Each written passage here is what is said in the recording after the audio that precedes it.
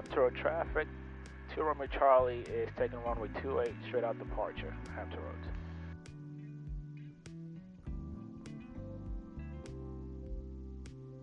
Hampton Roads traffic, Bonanza 7 on Foxtrot base, 28, full stop.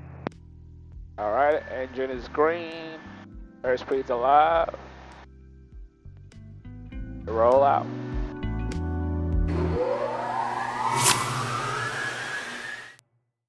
I turned 35 this year, and that means I'm 5 years closer to 40 years old. In the aviation world, that matters. How's it going, everybody? Welcome back to Mojo Group. Mike here. Today, we're going to talk about some good news and some alleviation for those of you who are older or who have been having trouble with your medical certificate as required by the FAA. For those of you who are new to this, again, my name is Mike. I am a certified pilot, instrument rated, currently working on my commercial pilot actually. And I also run a flight school, which gives me some in-depth insider look into all of these requirements. And also I'm actually here to share some good news with you. So if you're new to aviation or you're new to flying or pilotage, understand that to become a pilot, you need a medical clearance, right? So it's not just getting in the airplane or going to a flight school and then being excited. Well, in order for a DPE or the FAA to certify you as a pilot, they need to clear you medically. And they do that for safety reasons and for other reasons. Simple way to look at it is the FAA wants all pilots to be both physically and cognitively able to fly an airplane and be safe about it.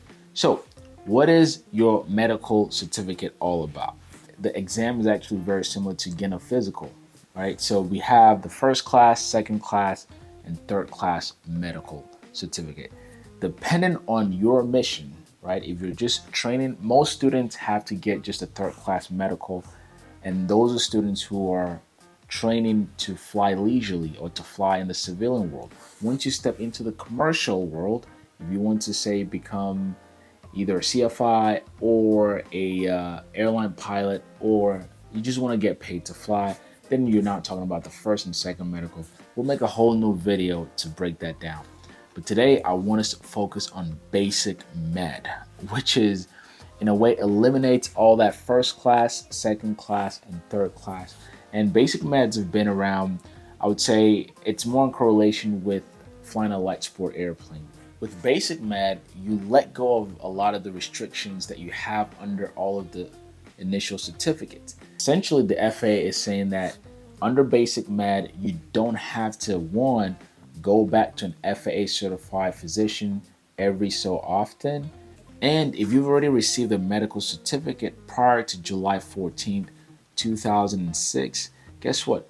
You may never have to go sit in front of a physician, or more particularly FAA physician, for the rest of your flying career. So why am I saying all of this? Well, this week we're going to get even more expansion and less restriction to basic med.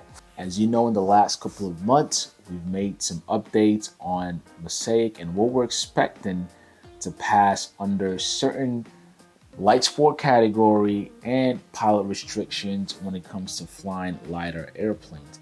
And we're hoping and expecting that to pass. Now, think of this as the beginning stages of that under basic med, because as of November 12th, which is this week, whenever this video comes out, understand that this week, making this video, a lot of pilots are going to get a break. Okay, so under basic meds, here are the new expansions. So what new expansions are we getting under the new rules for basic med pilots? Well, three main that jumps out. One is that you're going to be able to fly heavier airplanes. So now you're able to fly planes that are 12,500 pounds. That's a lot of airplane. Your planes can now fly as fast as 250 knots. These are all, again, in correlation to what's under the Mosaic. So you can fly a plane that can go as fast as 250 knots, but no more. And you're still restricted to 18,000 feet ceiling. Tell you what, most civilian pilots, except you're flying a jet, chances are you're going to be below 18,000 feet. Now, under basic med, you can fly VFR and or IFR. And now you can also carry more passengers. Under the new rules, a BasicMed pilot can carry up to 6 passengers and the airplane can have up to 7 seats.